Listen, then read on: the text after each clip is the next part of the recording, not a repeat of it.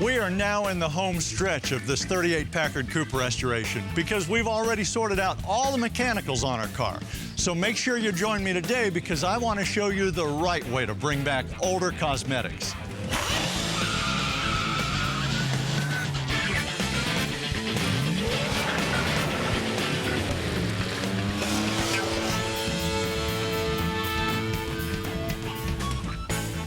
Welcome to Classic Car Restoration. I'm your host, Mark Lambert.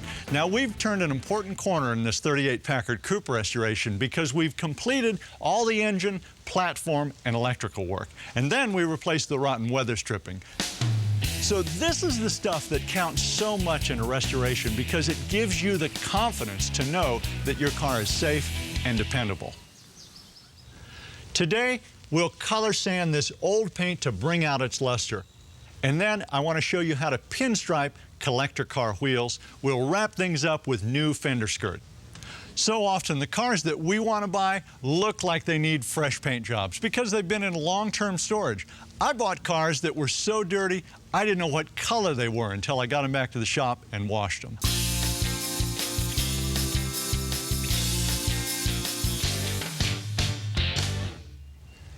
Now, there's two stages to this color restoration process. The first is always sanding, and then we polish. We sand with this ultra-fine sandpaper, and we'll keep it wet with this squirt bottle full of water and a little bit of soap in it.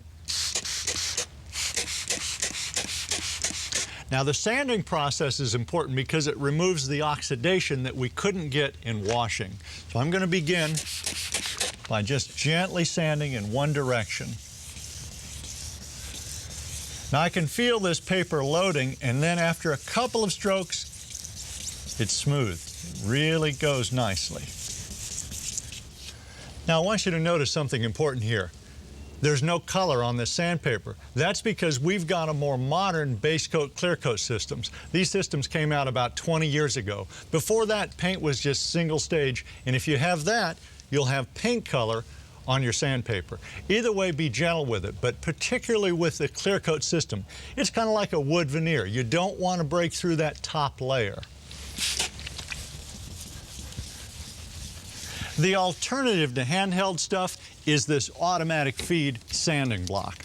This is connected to the water, and I just dial it on to feed water. Now, we've loaded this with 2500 grit sandpaper too, and it's particularly good on flat areas, right down here. Again, one direction, just working slowly. Let's rinse this area and see where we are, and then we'll polish. Now, I'm clearing that area so we can get an idea of how uniform our sanding is. Yeah, this area is ready to polish. Ordinarily, we'd do the whole fender and then come back and polish, but I want to show you the polishing. Polishing compounds come in different abrasion levels, just like sandpaper. If you've got a lot of oxidation on your car, you'll want to start with one of these more abrasive compounds. And if you use those, you start with a big wool pad. Now we're going to begin with this. This is the ultra-fine Renovator. And we're going to use this coarse foam pad. So I'll take off that one. And onto our electric buffer goes the new pads. There we go. Same deal with this. We want to keep both surfaces wet. It's a little wet there, a little wet there. We take some ultra-fine Renovator. Just a dime size is all it takes. It goes a long way. There we go. That's about a nickel, but that'll do. All right, spread it around just a little bit, and then begin slowly. And I can dial my speed up just a hair. There we go. All right, that looks pretty good. Let's see where we are.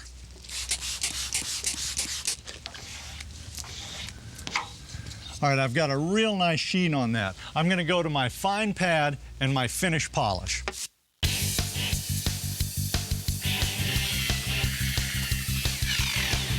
Okay, for more details on color sanding and polishing, you can always go to our website at DIYnetwork.com. Now notice how I've stopped. I want that to haze over, and I want to finish it by hand. I don't want to dry it with our polishing pad. That'll create swirl marks sometimes, and we want to avoid that. Single direction, just polish it out. That is really looking nice. All right, the brilliance is back to that paint like it was when it was new. Now we cover the rest of this car in the same process. We go ahead and knock the oxidation off with our fine grit sandpaper, and then we go to our different stages of polish. When we do, the whole car has that brilliance again. When we come back, we'll go from the exterior to the interior by refurbishing the upholstery on our 1938 Packard.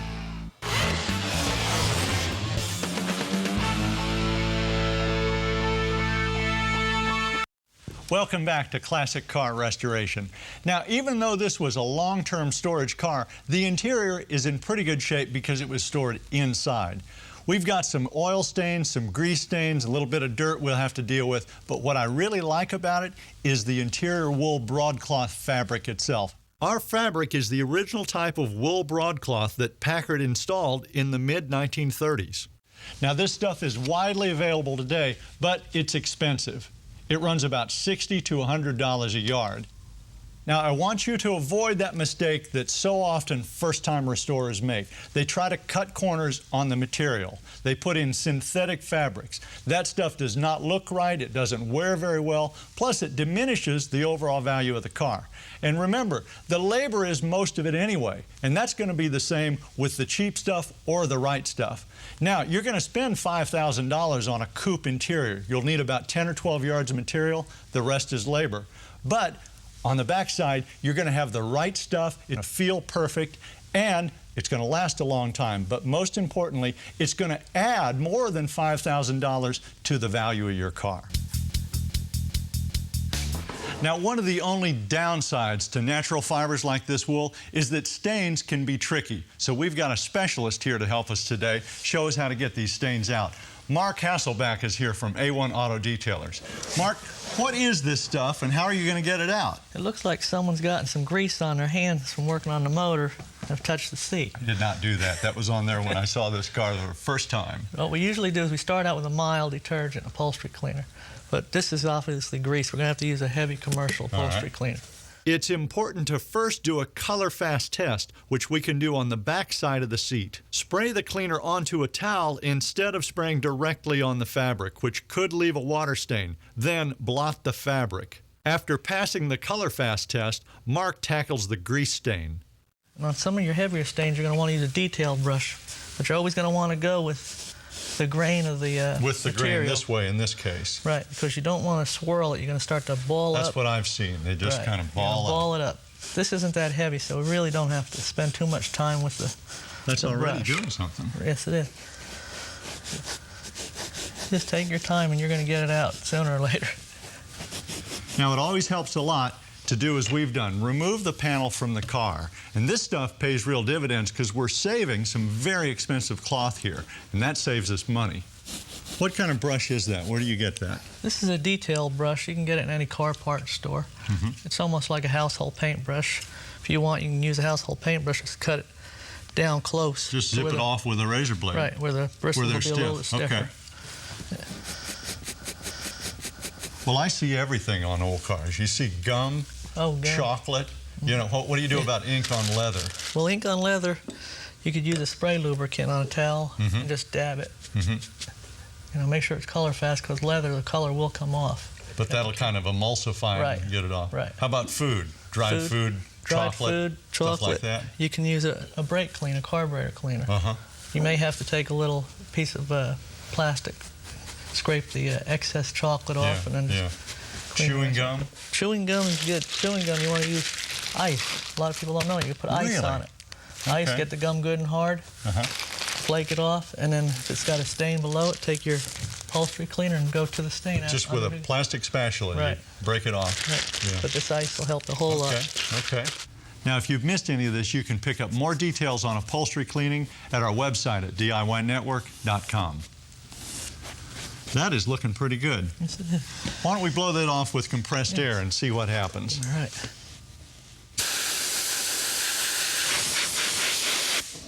What do you think? Looks great. We'll finish the rest of our upholstery work, and when we come back, I'll show you how to pinstripe wheels.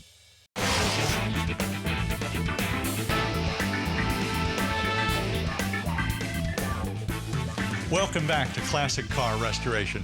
Now I want to show you something really special, how to pinstripe on your collector car. We're going to pinstripe wheels, but you can do your car this way. Now, back in the day, they used this. This is about 75 years old. It was my grandfather's. This is a swordfish brush. And Packard used these back in the day on the senior line in the hands of a really highly skilled guy. It took about 2 hours to stripe a car. That would never do on the 120 line because they're building 20 cars an hour. They invented this tool. You load this with paint, and a relatively unskilled worker using the guides here could stripe a car in 15 minutes. And here's a Packard period worker. Young lady there, I love that outfit. We're going to use a very similar tool. It's called a bugler tool, and here it is. You simply load this with paint here, and then you can select one of 3 different roller heads on this thing for the width of line that you want. I'm going to use the middle one.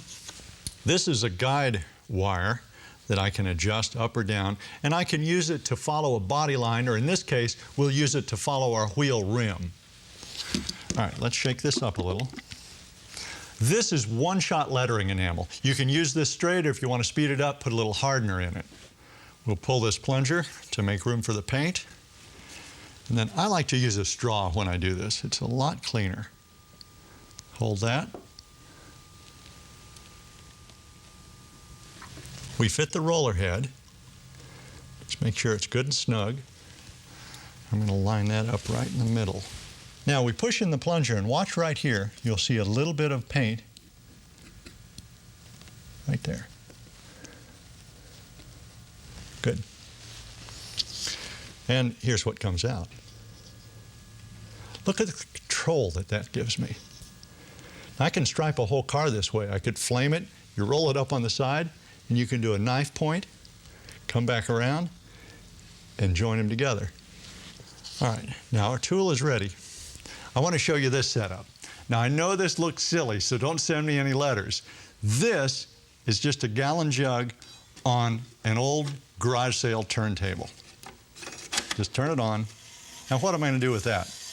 I'm going to center it, and then I'm going to put my wheel on top of it. And that will sort of replicate, but in a much more controlled way, the way they did it at the factory. This guide right here is going to run right on this lip.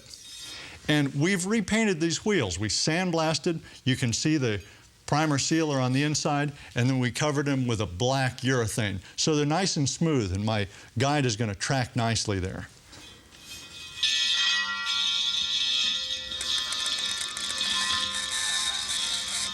There's the first one, and we'll relocate because I want one in a little bit. Come in, oh, about 1/16 of an inch, something like that. Okay, here we go.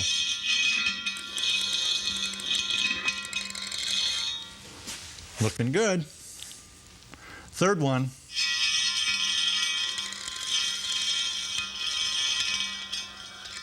There it is. That gives you the stripes you want, and those will be dry in about a half an hour or so. All right, for more detail on pinstriping, you can visit the website at DIYnetwork.com. Now look, this is what we're trying to get. See the pinstriping? It's not absolutely perfect. This is a great part of doing it yourself. We don't want it to be because it wasn't originally. We don't want that machine look to it. We want a real human feel to it. Also, notice this tire. This is very different from what came originally on the Packard. Here's an old bias ply tire. This would have been what came originally on it.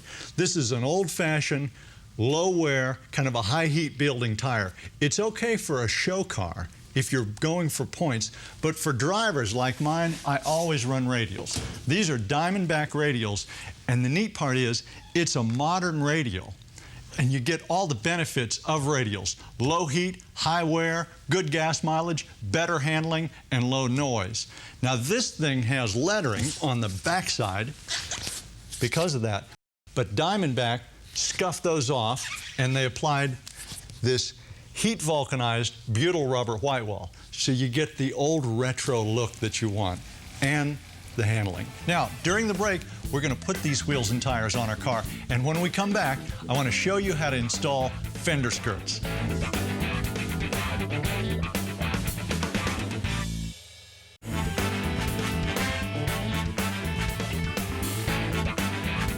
Welcome back to Classic Car Restoration. Now, in 1937, the year before our car was made, Packard employed over 5,000 workers.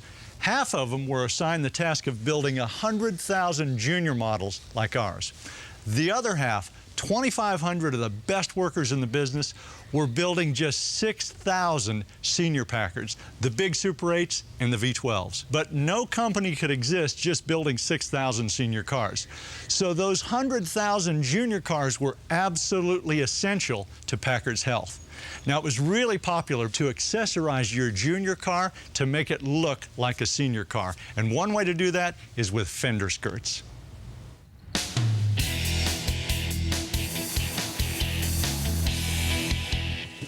I like the look of fender skirts on open fender cars because visually they extend the length of the car and they pull down that roof line.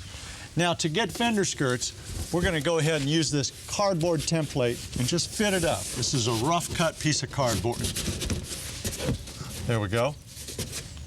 Now I'm going to trace around it and get my wheel well opening.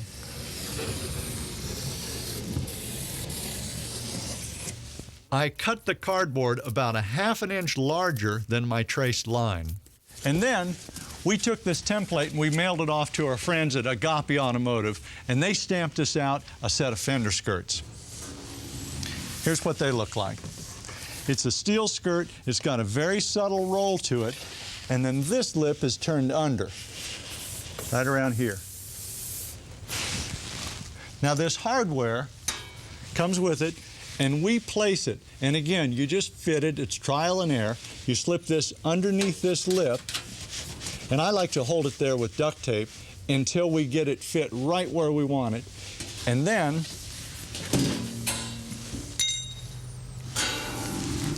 we tack weld. And once we get them all three positioned, and you end up with this skirt. We've got a 12 o'clock, a 3 o'clock, and a 9 o'clock position to stabilize and to locate that skirt. Let me just push it up in there.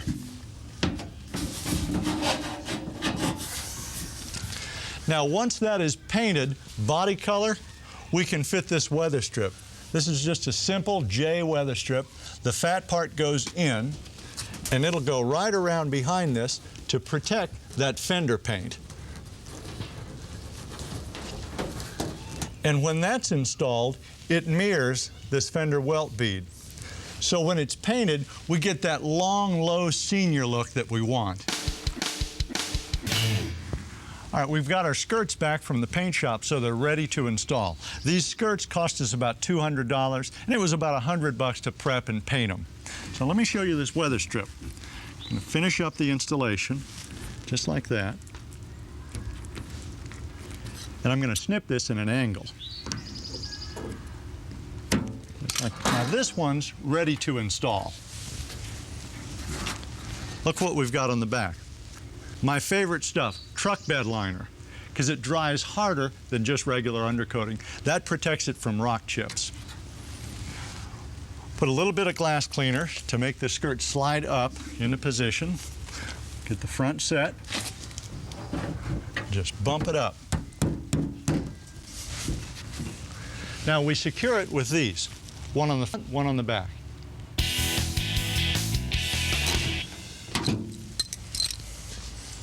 All right, what do you think of that? That's the senior look that we want. Now just look at this car. It is really shaping up. And once again, everything we did today is very straightforward. We did it, and I know you can too. Now we've got a couple of more details left to complete our Packard restoration, and we're going to do those on the next Classic Car Restoration, so join me. In the meantime, I'm going for a drive.